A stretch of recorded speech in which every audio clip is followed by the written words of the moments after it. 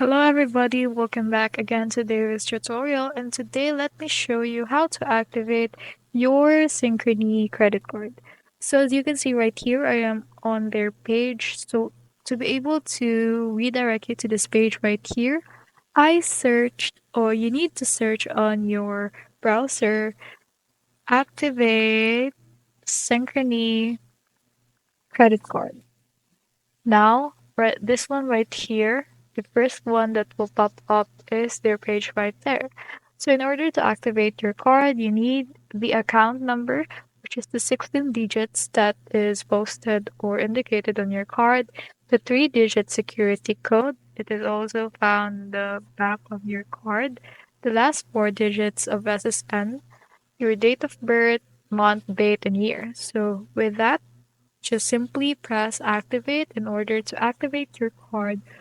A hassle-free experience, so you can now readily activate and use your card anywhere.